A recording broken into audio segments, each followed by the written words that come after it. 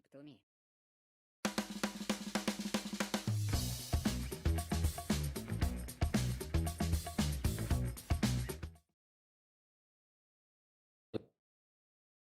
Assalamualaikum dan salam sejahtera kepada semua penonton di luar sana dan pengikut program Bicara Santai. Terima kasih kerana sambutan hangat pada episod yang lalu di mana kita bersama-sama dengan Datuk Seri Nancy Shukri dan Datuk Seri Idris Yusof membincangkan mengenai pembangunan pendidikan di luar bandar dan peranan alumni seperti Ansara. Jadi di atas sambutan yang hangat tu, kami terpanggil untuk meneruskan program Bicara Santai ini dengan sedikit penambahbaikan. Rakan-rakan muda saya di sini telah mencadangkan nama yang lebih hip dan trending katanya. Lalu kita namakan program Bicara Santai kita mulai pada sekarang sebagai Sembang Kopi. So very casual atmosphere. Pada malam ini, Sembang Kopi sangat berbesar hati menerima dua tetamu yang sangat dihormati dan disegani. Yang berhormat Dr. Nolela Arifin, joining us via online, dan Profesor Emeritus Tan Sri Dr. Zakri Abdul Hamid dengan saya secara fizikal. Terima kasih Tan Sri, terima kasih YB. So bersama-sama dua tokoh terkenal ini, kita akan mengarungi pelbagai perspektif atas tajuk Merakyatkan Sains, Suatu Usaha Murni. So di Sembang Kopi program ini kami bawa tajuk yang kedengaran berat tapi dalam suasana yang santai agar penonton berbagai peringkat dapat menerimanya dan memahaminya dan membicara tentangnya. So dalam membicarakan mengenai merayakan sains ini, saya teringat kepada kata-kata arwah mantan Menteri Sains, Teknologi dan Inovasi Tan Sri Jamaluddin Jarjis atau lebih dikenali sebagai Tan Sri JJ. lah. Beliau dalam menerangkan sains, teknologi dan inovasi ni, dia kata peranan STI ni, sains, teknologi dan industri ni dalam kehidupan manusia harus mempengaruhi tiga perkara. The mind, the soul and the pocket. So, maknanya sains kena beri impact pada pemikiran minda. Maknanya kita boleh berfikir secara kreatif, kita boleh menghasilkan idea dan juga solution kepada apa-apa cabaran yang kita hadapi. Keduanya, jiwa hati nurani kita ni akan lebih bertanggungjawab bila kita melakukan sesuatu tu, tidak akan berikan impak negatif lah, seperti kepada alam sekitar, kepada neighbours kita dan sebagainya lah. Kita ada perasaan yang bertanggungjawab tu. Dan ketiga adalah pendapatan. Dia kata kalau STI ni tak dapat meningkatkan kemampuan kita dari segi ekonomi dan sebagainya, then it has not fulfilled the whole purpose. Jadi kita kena fikir STI untuk mencukupkan kita daripada tiga-tiga segi tersebut. Jadi dengan latar belakang cerita ini dan untuk mengupas lebih dalam, saya bersama dua tokoh yang mempunyai banyak perkongsian dan pandangan akan bersembang bagaimana mahu merakyatkan sains untuk semua, menjiwai sains dalam kehidupan dan sekaligus dapat membangunkan sebuah negara dengan prinsip kemakmuran bersama dan tanggungjawab bersama. So, biar saya ke panelis yang pertama, yang berhormat Dr. Nolela Arifin, ahli Exco Pulau Pinang. Saya telah mengenali YB sejak 20 tahun yang lalu. Apabila kita bekerja bersama-sama di MIC, saya ingat YB banyak menghasilkan inisiatif dan program yang begitu penting untuk negara. Saya ingat InnoCert YB, kita adakan sijil untuk syarikat-syarikat yang berinovasi. YB focus on a lot of E&E dan semiconductor industry report, which was very important to understand how to develop this sector, dan knowledge content in key economic sectors untuk EPU sama-sama dengan collaborators kita di MIT, kalau tak silap saya. So YB, For you to start, boleh cerita sikit tak latar belakang, macam mana you daripada sini pergi ke sana dan sebagainya kan? Kalau boleh share kepada penonton kita, silakan Baby.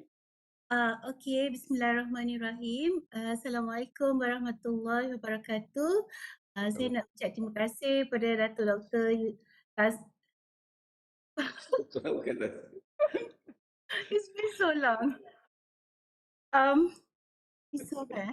Yusof. Yeah. Ingat Datuk Tasir lagi. Okay. Yeah. And also Tan Sri Science Advisor is also there, right? It's been quite a while. It's been since I think 2011, 2010 to buat my cert, and so saya nak ucapkan terima kasih lah menjemput saya for this Sembang Kopi. Okay, so memang kat mic tu kita do very, how do you say, very high level, involving electronic industries, and then bila kita jumpa masa kita buat the innovation audit of the SMEs tu, going to the ground, then tengoklah how our SMEs, how did they build up their technological capability, and I thought that was a very good experience to see how the IKS pula kan, sebab selalunya kita deal dengan the E&E sector, mostly the multinationals. So hanya bila saya dipilih jadi jadi adun pada 2013, kawasan saya yang saya jadi adun tu is penanti. Penanti ni I would say 75% of the population ialah penduduk kampung, and there's about 30 kampung di penanti. And actually masa saya kecil-kecil, I used to grow up there before I was standard 1. Then standard 1 I went to school kat UK in London because my father buat law di situ with my parents. So maknanya selalunya melawat penanti ni just saya je lah kan. So actually bila saya jadi adun di situ, then I discovered that there were a lot of problems yang faced by the community. Banjir lumpur, like my first experience ni jadi adun, and beberapa hari lepas tu I had my first experience of banjir lumpur. And me, by being the researcher that I am, and I'm like, what happened? Where is all this banjir lumpur coming from? So I use my research hat lah, to do my CSI work and to investigate what is the punca banjir. So maknanya even though jadi adun di kawasan kampung ni, and from somebody who has very little background, duduk di kampung, and but alhamdulillah lah,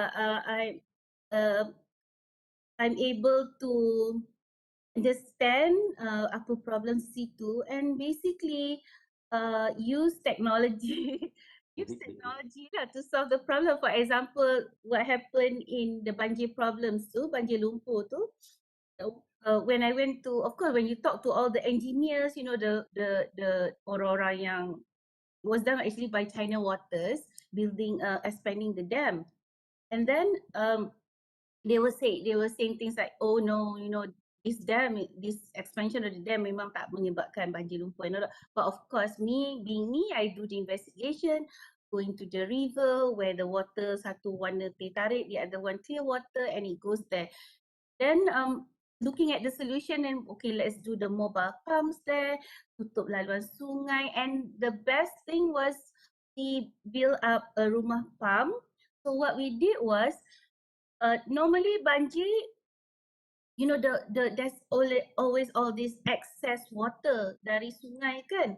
So what we did was buat rumah pump dekat sungai tu and pump the water into the dam. So bila dam tu siap, uh, uh, uh, so masa mula, even before dam tu siap, masa the planning stage tu, I talk to which is pengarah I think was like bekalan air lah. I said, why don't I have this banjir lumpur problem? And I said, why don't you take the water that's causing all this excess water from Sungai Kulim, and you design a pump and then pump the water into Mengkuang Dam, because Mengkuang Dam there's no river, there's no source of water, tak ada langsung. That's what happened.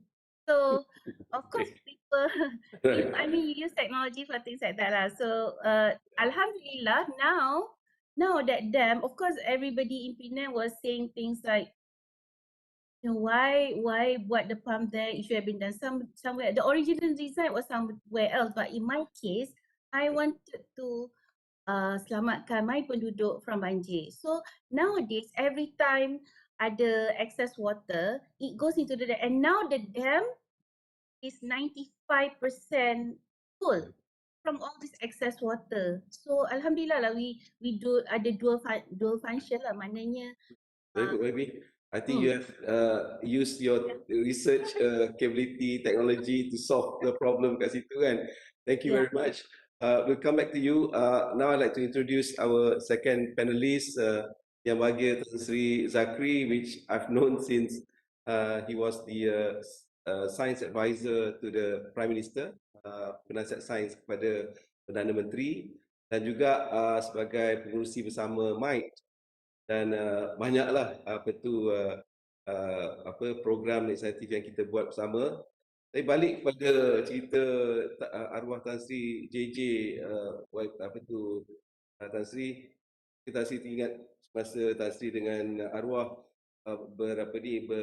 merancangkan penubuhan Global Science Innovation Advisory Council, GSIEC, di New York, dan saya rasa ini adalah satu platform yang begitu berkesan dan menarik untuk menaikkan nama negara bersada dunia, especially dalam bidang sains dan bidang inovasi. Tan Sri lebih banyak kejayaan di platform yang lain, Tan Sri. Tan Sri, please share dengan kita sedikit latar belakang Tan Sri sikit supaya orang dapat mengenali Tan Sri, pada Tan Sri kecil, minat dia macam mana, Tan Sri? Yang mula saya nak respons pada tubuhan council tu. Jadi mungkin kita mula pada yang mula kan. Sebenarnya minat saya pada sains ni satu perkara yang natural ya, yang secara tabi'i. Kerana saya lahir di kampung, di negeri Pahang, negeri yang dikelilingi oleh hutan antara pada hujung tahun 40-an, 48. Ya, jadi melihat pada nature, alam tabiat adalah satu perkara yang biasa. Ya. Kita bangun pagi, kita disambut oleh suara burung, deruan angin, dan juga daun-daun yang cantik kan. Jadi kita terpanggil juga untuk bertanya mula-mula pada diri sendiri, macam mana benda itu wujud. Kedua, setelah itu kita akan tanya pada ibu kita lah, dan bapa dan adik-adik yang tua kan. Jadi minat kepada nature, alam sekitar itu memang telah lama terbentuk. Dan ini juga satu perkara yang menarik. Kalau orang Malaysia itu berminat pada alam sekitar, itu juga perkara yang memang tidak mengejutkan. Kerana Malaysia ini adalah sebuah kawasan yang kaya dengan kepelbagaian biologi, di mana flora dan juga fauna, tumbuhan dan juga haiwan terdapat yang paling tertinggi kadarnya di dunia. Malaysia ni adalah sebuah negara mega diverse, kepelbagaian biologi yang tertinggi di antara 17 yang lain. Macam-macam dapat.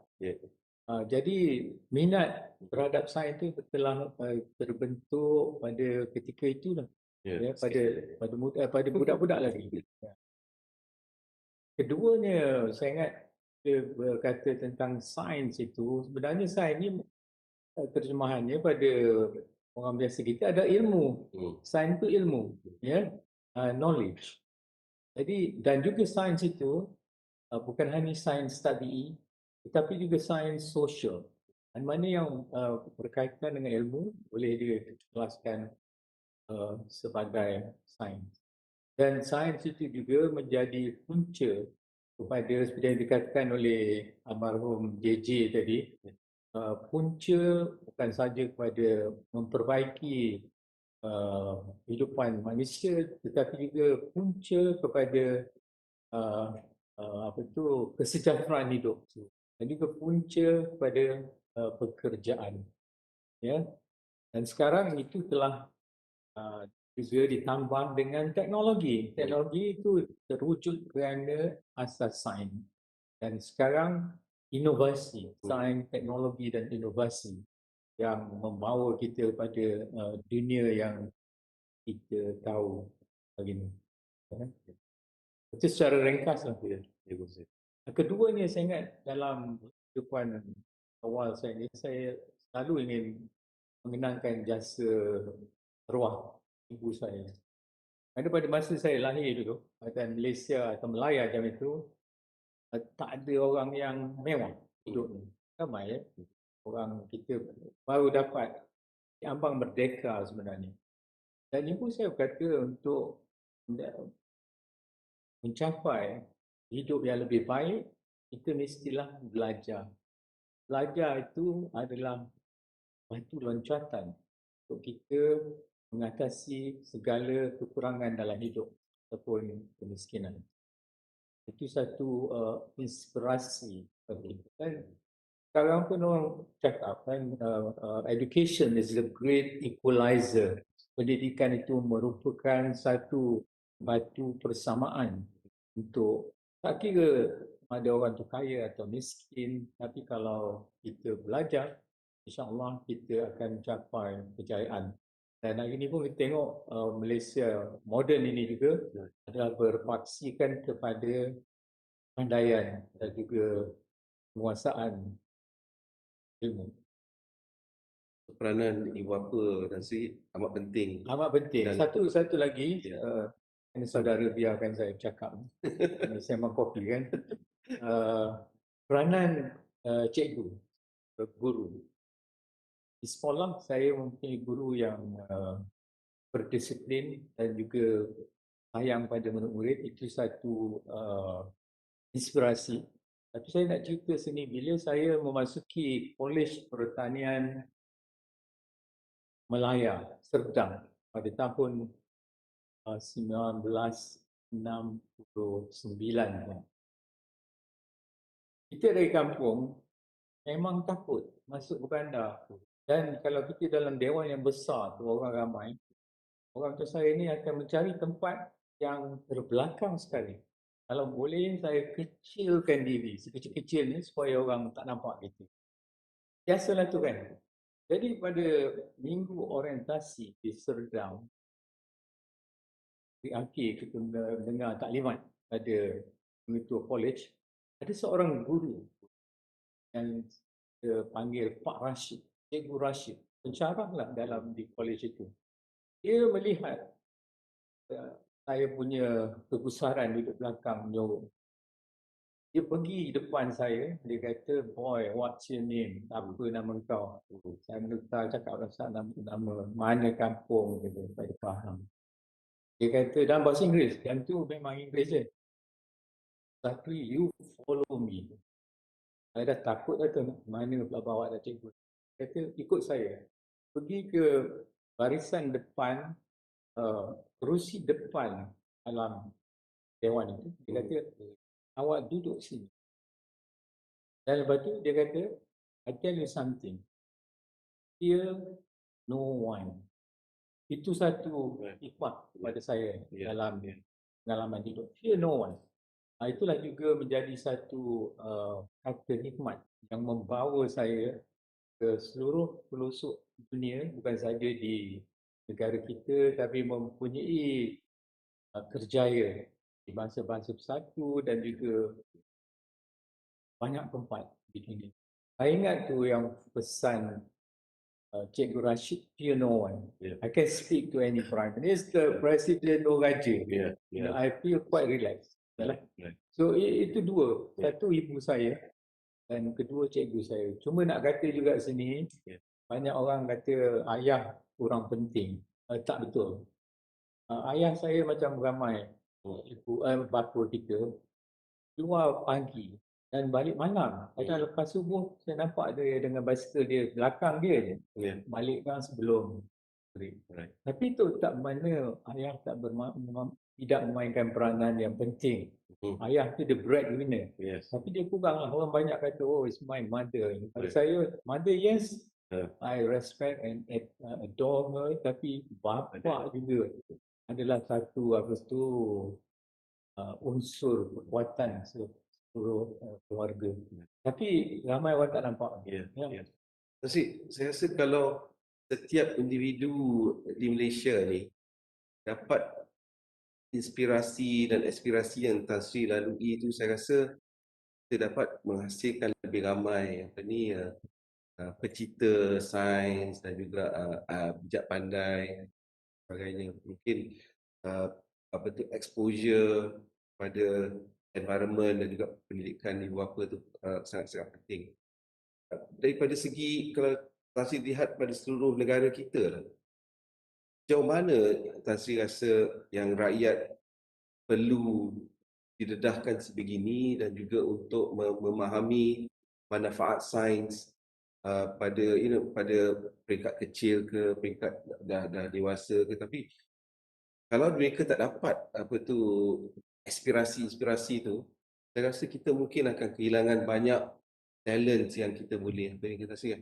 Betul, itu sebab pada mula tadi saya beritahu bahawa sains itu mestilah disamakan dengan ilmu. Ilmu itulah menjadi kekuatan minda dan juga jiwa seseorang. Seseorang yang berpelajaran itu akan memastikan diri dia, keluarga dia dan juga negara dia akan berada dalam tahap yang baik dan kekal. Jadi itu pendidikan itu penting. Pendidikan penting sekali. Manalah ya. Itu yang penting.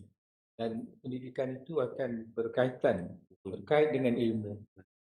Pendidikan dan ilmu penting dan itu akan memastikan negara kita akan terus sejahtera. Terima kasih, Nazir.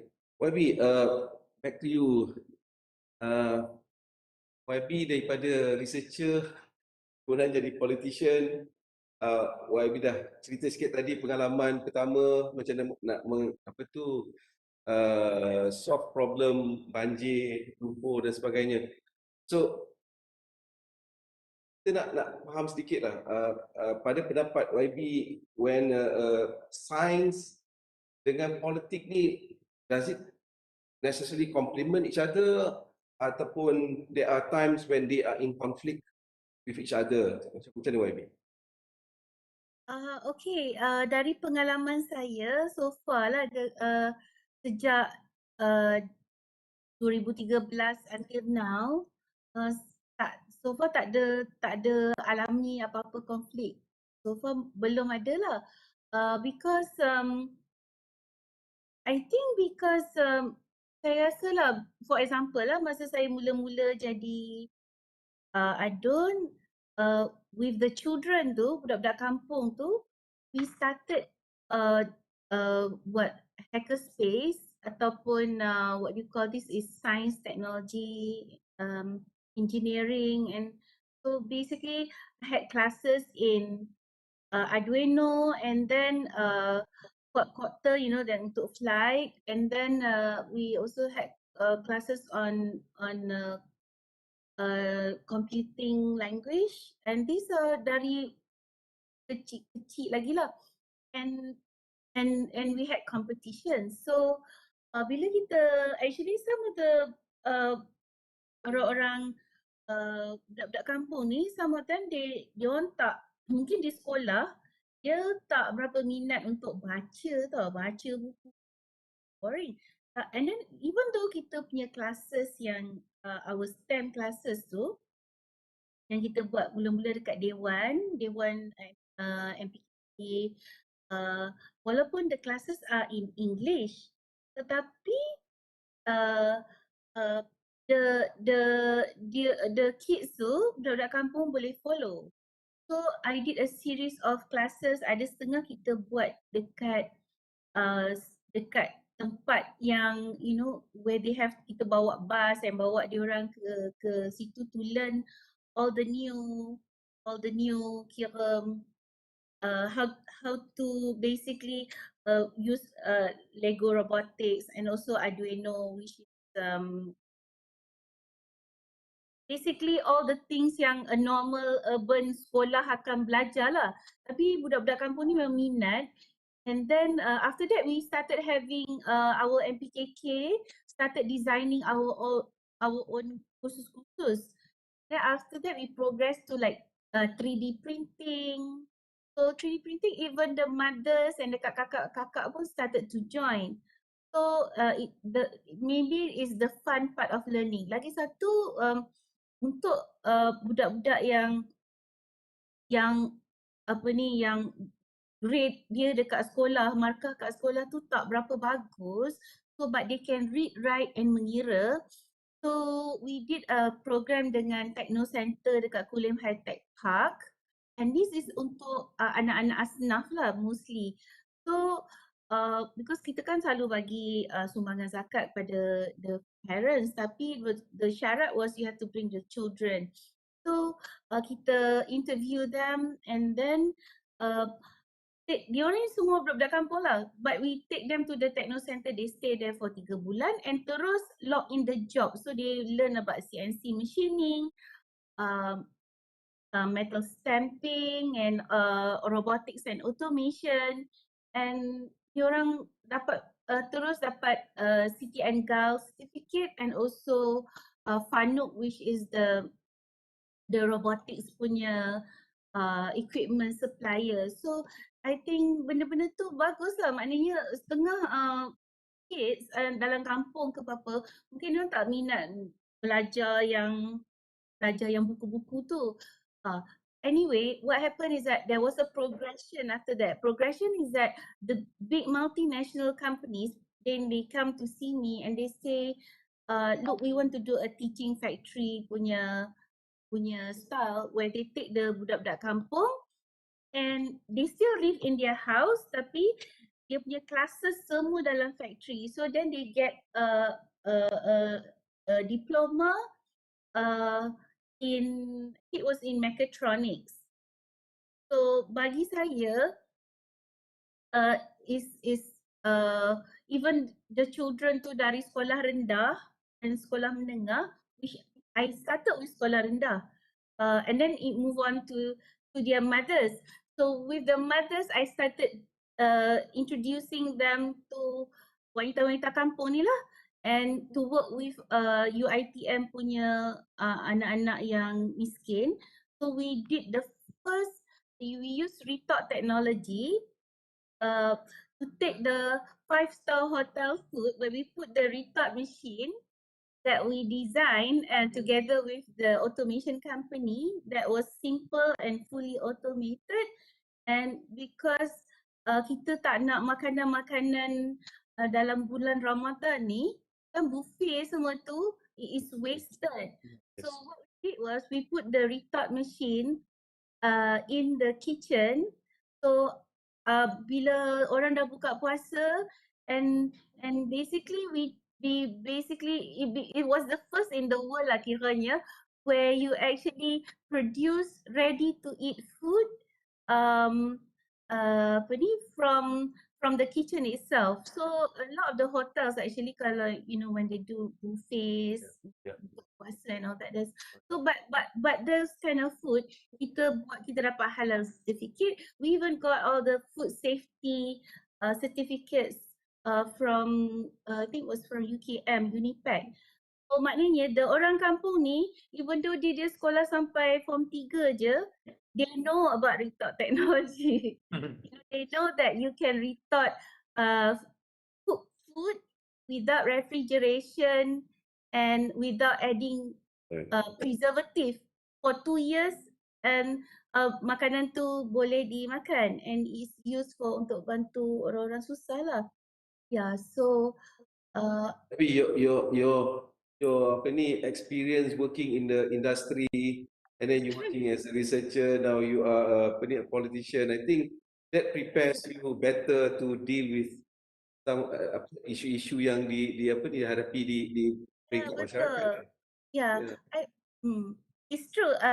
Actually, especially now lah, there's a lot of like bila orang order, like nowadays orang pandai masak, you want to do good packaging, good branding and all that. Tapi the issue was about how do you make sure that the food tu kalau you nak order online semua tu kan. Yeah. So yeah, so I even have as I say lah, we have been introducing even the farmers kita kat Penang, they're now using drones. Right. So even my farmers yang dekat Perda, yang Chili semua tu, they are dentists. Dentist dekat my klinik kesihatan, but they masa pandemic ni they went into farming. A lot of even lawyers and accounting people and even engineers, they went into farming. So tapi because dia orang anak-anak muda, so they use like even dia balik kerja, lepas tu dia guna, you call this agriculture robots to do the work. So and then a lot of the people are using newer technology, fertigasi, and then even macam my vanilla farm tu and my dekat kampung, dekat the Pematang Agro Park tu, dia is a smart, is very very cheap buat sendiri budak-budak ni. And I think they spend like 35 ringgit je. Right. So dia kat mana-mana dia boleh cakap through handphone je. Okay, water dia punya plant ke apa benda lah. Yeah. So and they also have like I tengok diorang have the tanaman kat atas, kat bawah tu ikan. Yeah. So basically they tukar the najis ikan tu into nitrate, Yeah, so those are things that's going on even at the kampung level now. So even the farm, my pesawat padi, now they use drone because dia kata you just need only 2 person, and then lagi cepat and more cheaper. So memang bagi saya lah, technology is something that can be fully used untuk the benefit of the people. Yeah, thank you. See, you also involved in the Islamic Development Bank, and you have worked in one committee looking at the least developed countries punya technologies, Nazri. So when you hear this kind of, bila Nazri dengar contoh-contoh yang diberi oleh YB ni, bagaimana YB nampak, bagaimana Nazri nampak kita boleh sama ada share, bantu negara-negara yang kurang maju ke daripada segi teknologi ni. Sebenarnya apa yang dijelaskan oleh YB itu memang amat tepat sekali. Dan ini juga melambangkan upayaan orang Malaysia untuk menterjemahkan ilmu sains dan teknologi kepada alat-alat yang boleh menguntungkan, misalnya seperti drone dan sebagainya. Betul dari segi keperluan negara-negara membangun, khususnya negara-negara kurang membangun least developed countries. Yang ini kebanyakannya adalah negara-negara Islam yang menganggotai Organisation of Islamic Confederation kan, 57 negara. Dan Malaysia adalah salah sebuah negara yang termaju. Jadi kaedah yang ditunjukkan oleh YB itu memang bagus sekali dan mungkin satu cara untuk kita membantu ummah di negara lain. Dan keperluan mereka samping yang ditunjukkan tadi iaitu penghasilan makanan yang begitu asas, ia juga misalnya mencari punca-punca air yang lebih bersih menggunakan mungkin nano membrane yang dekat Malaysia ni orang dah biasa semua kan, dan juga pertanian dan juga cara-cara masak. Kebanyakan di negara membangun, khususnya di Afrika, masih lagi guna kayu api dan masak di dalam rumah. Dan ini menyebabkan penyakit kan, penyakit ada dan sebagainya. Jadi tentang soalan saudara tadi memang tepat sekali.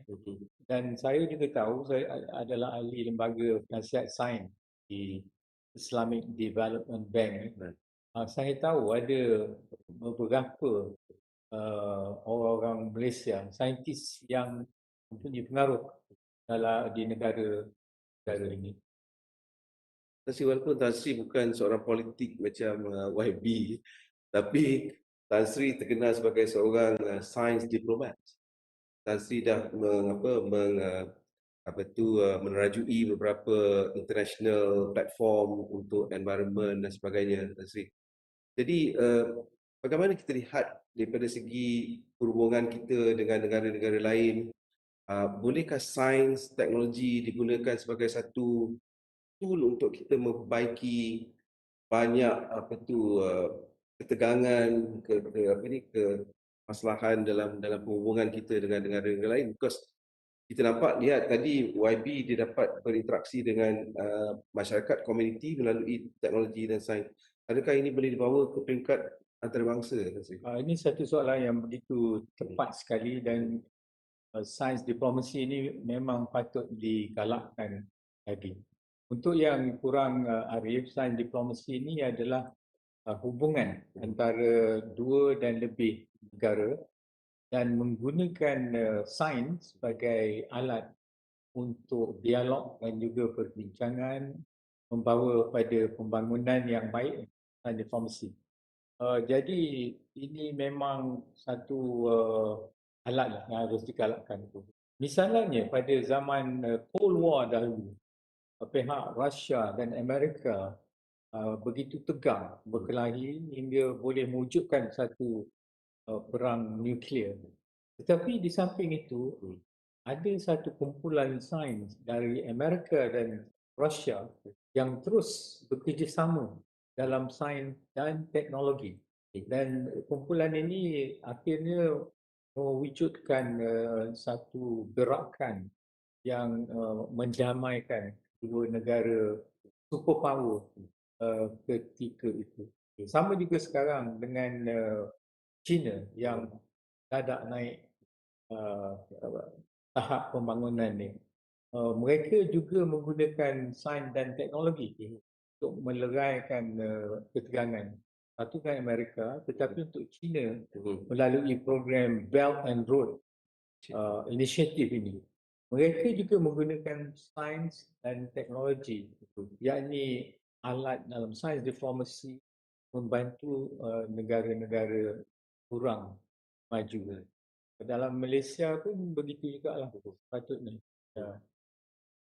YB, kalau kita lihat contoh yang YB buat di komuniti dan masyarakat, nampak macam pelbagai program dibuat untuk mengatasi masalah ini dan itu dan sebagainya kan? Adakah itu satu pendekatan secara structured, cara yang ada ekosistem supaya kalau negara lain yang kurang maju nak contohlah, boleh ke dilihat program-program inisiatif YB secara structured, sistematik yang dia boleh ambil dan dibawa balik ke negeri masing-masing ataupun komuniti masing-masing?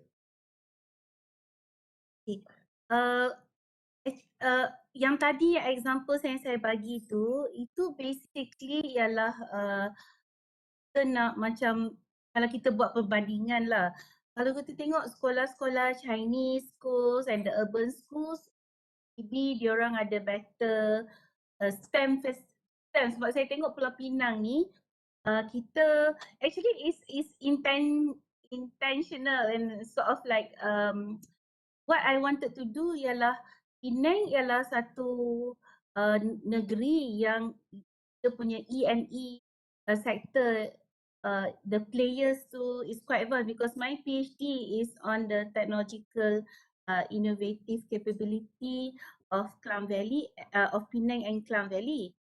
So saya at MIT pun saya banyak buat all the kita write about the the value chain and everything. Hanya bila multinationals come to Penang and kita naklah supaya anak-anak kampung kita juga they boleh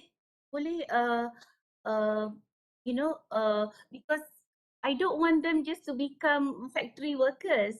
I want them to become people who can do problem solving, people who can think, because bila kita bercakap dengan the multinationals and the companies, even the SMEs, even macam saya katalah that Retort company tu is an automation company tu is at the science park, is a local company.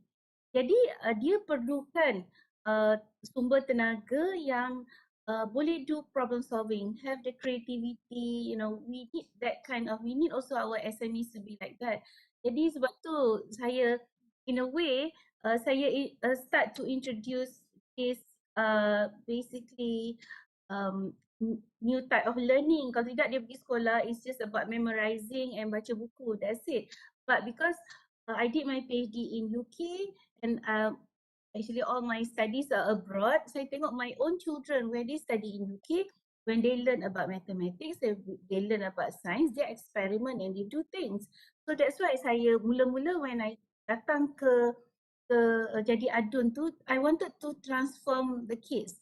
Okay, the other issue ialah juga what about the kids yang markah dia rendah, because people selalu yang pergi universiti ni mostly are the girls, and also what about the male children kan, tapi dia orang semua jadi turn into drugs. Okay, penanti juga kita ada 4 red zone, ni bukan red zone COVID, ni red zone drug. So yeah, it's true. And then bila saya buat this project rintis starting in September, then is the first in Penang lah. Tapi in throughout the whole Malaysia, we ada 12. So it involve the whole community, and then you start to talk to the family, you even talk to the kids yang taking the drug. Why are they taking the drug? Rupanya diorang tak boleh nak cope with our current syllabus yang banyak subjek. I think sekolah rendah you start standard 1 you got 13 subject, sekolah agama you got 17 subjects, and bila dia tak boleh nak cope, they start to try and ikut kawan-kawan dia to take drug. But then of course when you take ice and all that, you will be brain damaged permanently lah. So by the time dia sampai 20s, dia dah jadi, so I didn't want them just because diorang ni, their parents give up hope on them. I didn't want them to have macam tak ada future. So that's why I thought, okay, let's do things that can help them. At the same time, macam sekarang ni, because of the pandemic, kita orang dah jadi green zone lah actually. Kita orang, tapi I have this program called Remove, because a lot of them are stigmatized.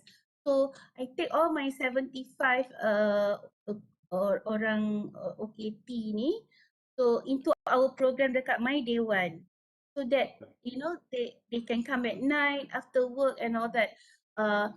So kita ada buat program yang macam katalah, macam I have this program called Farmer to Farmer. Farmer to Farmer means that you're not a farmer, tapi masa PKP ni you become a farmer, tapi you become an inspiration to anak-anak muda lain atau people who lost their jobs, that you can actually make a good living from farming. Tapi of course guna all this new technology, because dia tak reti apa-apa kan, macam I'm not a farmer, Tapi bila you set up everything and you even ladies kan, tanah-tanah terbiar tu, to set up the fertigasi system tu, and then within a month dia dah boleh harvest. And then you know, like that lah. And also dengan main nelayan. Nelayan, what we have done in Penang, as I say, we did the oceanography study semua for them. Like, okay, you nelayan, but then we're going to look at what's the best thing to cari income for. So then what I have done ialah susun semula ataupun create, we call it kebun kerang. Okay, before that there was no people, it's just water, it's just laut. So you create lot and buat macam parking lot in the laut, but of course you have to do all the oceanography study and letak the benih and then measure it, how big is the kerang, are there other species yang akan makan dia ke and all that. So that why I buat dengan Fishery Research Institute. So we buka kebun-kebun kerang baru, but each lot ada 21 hectare, and that can generate an income of like 10,000 a month per peserta. And they don't even have to invest in kena buat kolam ke apa. Kalau you jadi petani kan, you nak kena ada tanah, but laut, Penang is surrounded by water. So and then tempat-tempat lain yang dah ada TOL kerang, what we've done is freeze-kan all the TOL and susun semula, that it will give the optimized, is also lestari, it doesn't create pencemaran, you know, because kalau you letak your harvest, your kerang too near, it should be at least 1.2 kilometer away from the pantai tu. So kita we are doing all this, even ternakan ikan. What I'm doing now with the orang kampung, we have got this program called Farm to Farm, where basically dia buat ternakan ikan without any pencemaran, not the normal type, and then it's basically organic, that's all, healthy. Yeah. Thank you. Does you have any comments on this?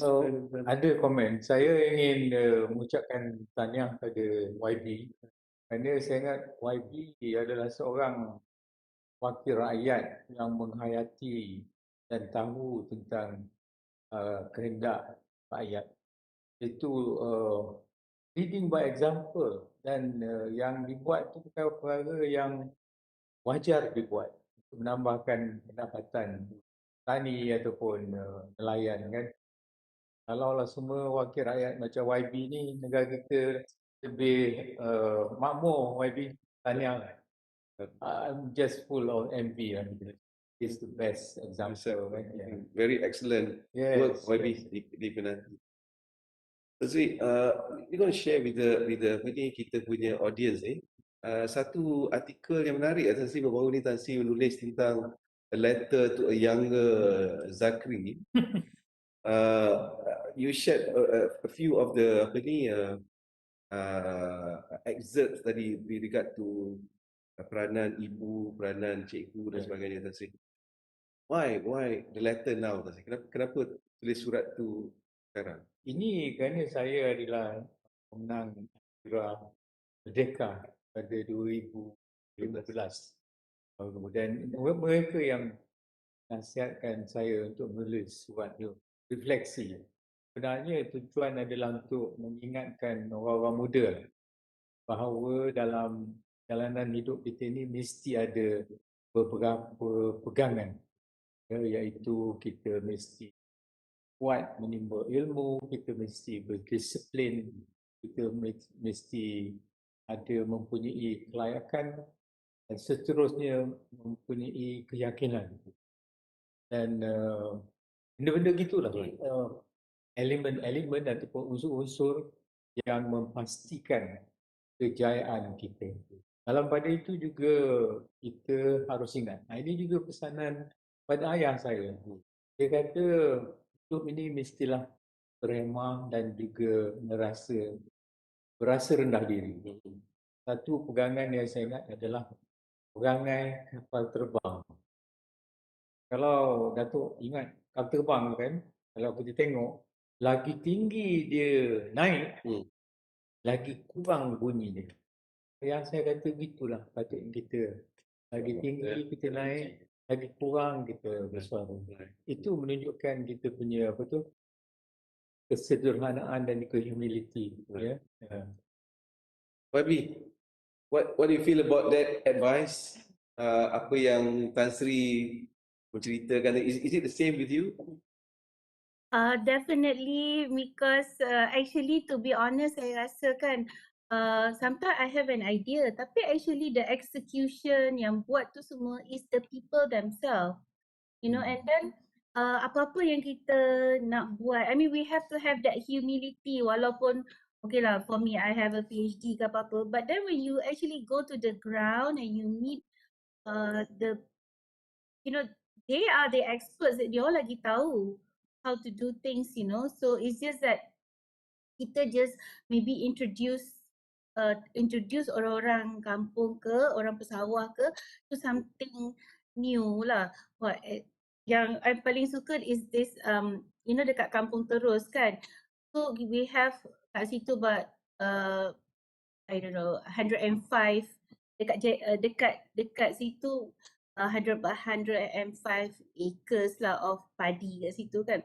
So I introduce them to this concept like, hey, why don't you ambil harvested padi ni and then you turn it into art, you know, art.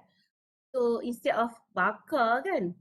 So then kita buatlah all this pesta padi and then they turn it into art, and then when people come, everybody has to wear traditional no matter what kaum. Tapi that was just, I challenged this with the idea, but I didn't teach them how to actually do it. I just took a picture from the internet in Taiwan and Japan. Dia orang buat macam ni.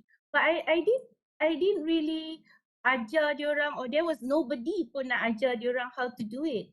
But diorang memang successful sampai kita menang lawan about 400 other bigger organizations, you know, like Gamuda lah, semua these big companies. Kita dapat the gold award for the initiative hijau, you know. We were the only pusat khidmat yang masuk. And that's what I'm saying is that like sometimes kita tak tahu lah, I mean dulu I was at kita dulu kan kita buat blueprint lah macam-macam kan, but that was just like on paper, you know, an idea. Tapi that's why I kata the pelaksanaan tu it has to involve a lot of party lah. Macam in my case at Kebun Kerang tu, we did it together dengan FRI. Sebelum ni mungkin FRI buat research dia lah, tapi this time around memang involved dengan awal dengan the fisherman. Even macam me, because I have background in project management, so whatever they want or whatever facility jetty that I want to do has been doing, I will involve early participation of the people. So we call it participatory approach in budgeting as well as in planning. So do what the people nak. You know, don't do something that it will turn out into a white elephant, because they are the people on the ground. They really know apa yang dia orang nak. So even my jetty tu, nelayan-nelayan yang we had no jetty kat situ, yang kampung terus tu, they gave me the CAD drawings. So yeah, these are all nelayan. Even my latest yang pelan pembangunan nelayan dekat 4 unit nelayan tu, when I presented it, they were amazed. The people, the jabatan kerajaan were like amazed. Like, this coming from the nelayan, they have their own plan of what is the plan pembangunan nelayan. So and it's more advanced and much more better than we could ever think of. So saya rasa itulah I really actually encourage policy makers to come down and see and experience like what I have experienced, and I'm much more humble. Thank you, Abby. Excellent. There's a question from the audience, Tan Sri. I think one thing, your views, pandangan Tan Sri pada isu kebolehan sains dan teknologi pada sekolah dan universiti kita hari ini will take another 2 hours, Tan Sri. Kejap tak apa. Okay, Ya. please try. Ini satu soalan yang baik dan saya juga mengalu-alukannya. Bagaimana yang kita perhatikan sekarang, banyak orang mengkritik tentang sistem ataupun keupayaan sains, teknologi dan pendidikan dalam sekolah dan universiti. Saya senang je menjawab. Lihat anak-anak Malaysia yang berjaya di luar negara. Misalnya seorang ahli sains wanita di Oxford University yang mencipta nama. Ada 2-3 orang. Dia orang ni dia kerja sana lah. Tapi mereka telah membuktikan keupayaan mereka. Bukan sebab dia belajar di luar negara itu sahaja, tapi masih dia belajar di sekolah rendah, sekolah menengah di Malaysia, itu sistem kita. Jadi nak katakan kita tak jaya tak betul. Ada, cuma kadang-kadang mungkin peluang itu kurang di sini. Kalau sana itu lebih banyak. Tapi dari segi persiapan, dari segi dan sebagainya sama. Saya nak menjelas satu lagi, saya bukan nak tanya pada YB. Saya ingin merakamkan penghargaan YB mengenai usaha-usaha YB. Sebenarnya YB bukanlah yang berhormat. YB sebenarnya adalah YB yang betul, yang berkhidmat, iaitu mengutamakan rakyat. Dan YB cakap secara bersahaja, tetapi cerita itu amat memberi inspirasi. Saya ingin mengucapkan tahniah. Saya harap lebih ramai YB seperti YB Datuk. YB, macam mana? Okay. Motivasi untuk buat lebih, untuk buat lagi. Actually saya banyak belajar masa saya berada di MIT. Seriously, sebab masa di MIT kan kita buat macam-macam projek.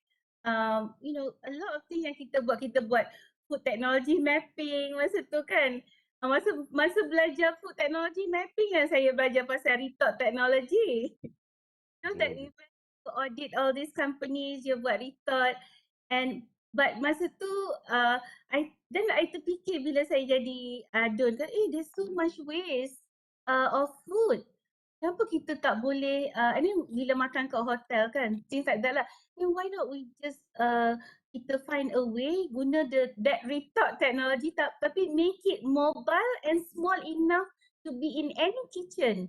Sebab bila saya pergi ke kilang-kilang, retort technology is like, you know, like it's big, expensive. Yang ni like really, really cheap and anybody can use and it's so simple.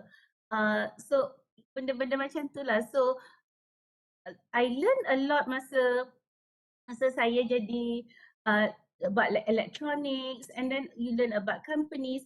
Actually bila saya tengok di Penang ni, even the like automation companies in the electronic industry for semiconductor ke apa-apa, when I visit diorang, they have moved into agriculture as well. So for example like Vitrox is, I don't know how many billion is a capitalization company, is a local company. Dia only makan dekat Vitrox canteen dia, only the things that they grow. So then they went into this autonomous smart farming punya, and then kita siap bagi tanah pun 20 ekar kepada dia so that they can work with the anak-anak muda another 80 acres. So in fact when they presented, they wanted Penang to be like the Silicon Valley for high-tech farming. So that's what saya cuba buat, and now even for penternakan, so saya work dengan Felcra. So kebun-kebun ladang-ladang Felcra ni yang pokok-pokok dah tua ni, yang tak produktif ni, what we are doing now ialah turn it into like macam for sekarang dia banyak penternak yang ada dairy punya cows, especially Persatuan Peternak India. They have no land, they own, you know, dia punya cows semua dekat reserve sungai, and then it's causing pencemaran lah. And dekat Georgetown pun ada, you know, like everywhere. So then you bring these two groups together. The Felcra punya peserta, dia ada problem where pokok-pokok dia dah tua, but they have a lot of land. Betul lah, ada setengah tu macam Tuan Jurutu buat 170 acres. Lepas tu dekat Pematang Pasir tu dia orang siap, the peserta sampai propose to me, let's do a biosphere because we have biosphere in Bukit Remak, biosphere. So these are all like orang-orang kampung lah. So now we want to convert it into like proper dengan rumput napier, like a proper where you can have a proper dairy farm.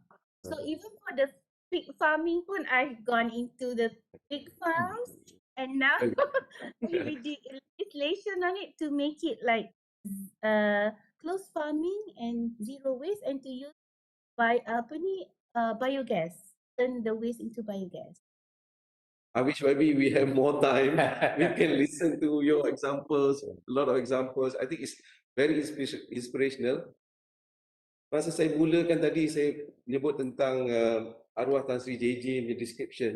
Saya rasa projek-projek yang YB buat ni semua impact kepada pemikiran, kepada idea di community sana, yang ada perasaan, ada dia punya soul, dan sikit sebanyak dapat meningkatkan ekonomi mereka. YB I think is a very good example.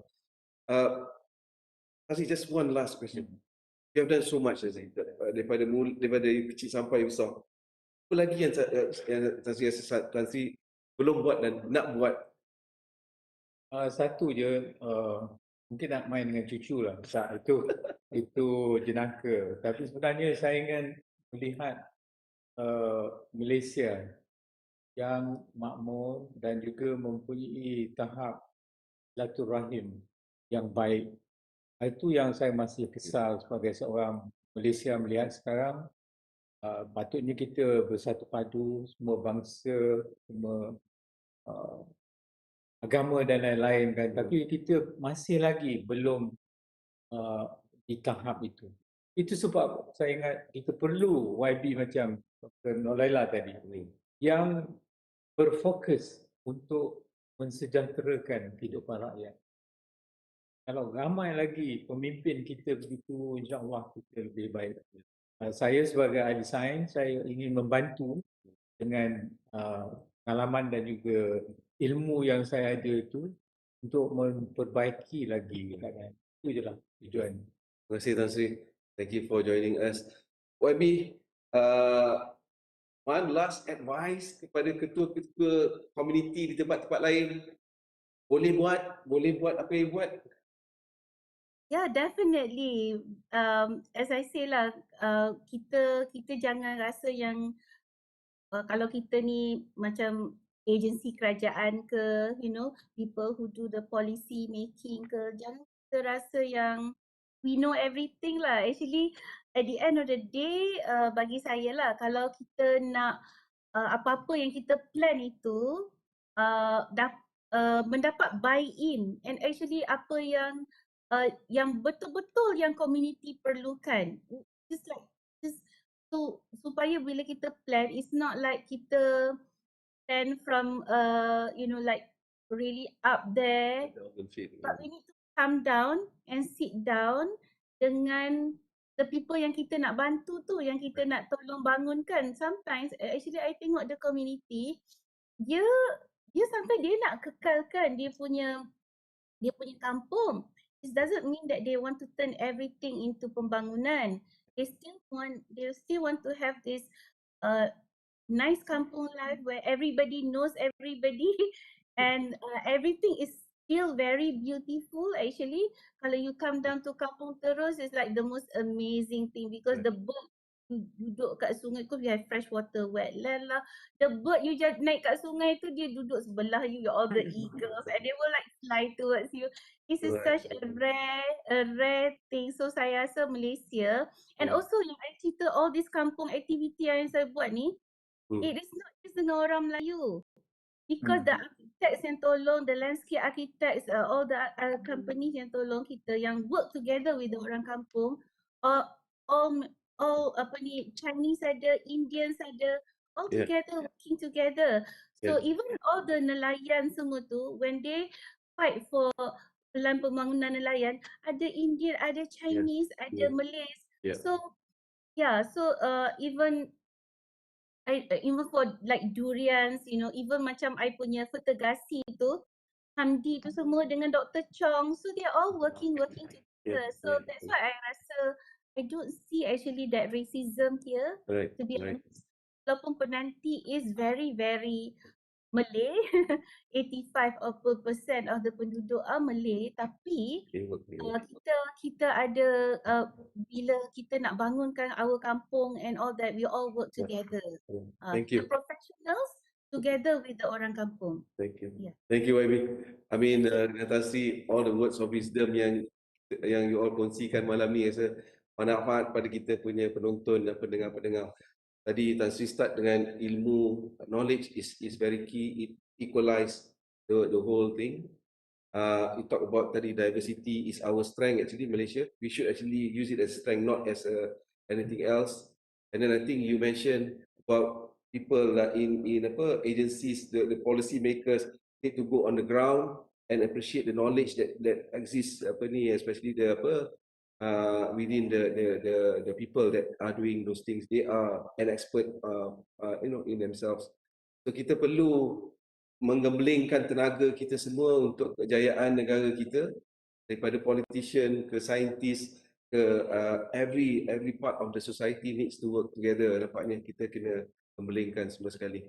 So kepada penonton-penonton Sembang Kopi, saya harap anda semua telah mendapatkan manfaat daripada kata-kata hikmah daripada kedua-dua dengan contoh-contoh lagi yang dibagi kepada kita semua yang kita boleh ambil untuk melakukan sesuatu. Jangan dengar aja, tapi kita boleh buat. Macam-macam program yang kita boleh buat dekat komuniti kita, buat je. See how the result. Kalau tak betul, kita betulkan. Tapi kita kena lakukan sesuatu mulai pada sekarang. Saya dengar daripada Tan Sri Nur Azlan, daripada Ketua Economic Action Council, dia kata this could be kita punya last chance to get everything correct untuk Malaysia. So let's do it. Let's work together. Kita kerjasama. Let's make it happen. So Tan Sri, YB, terima kasih banyak-banyak. Dan Assalamualaikum. Dan jumpa lagi di Sembang Kopi yang lain. Terima kasih. Assalamualaikum. Okay, salam.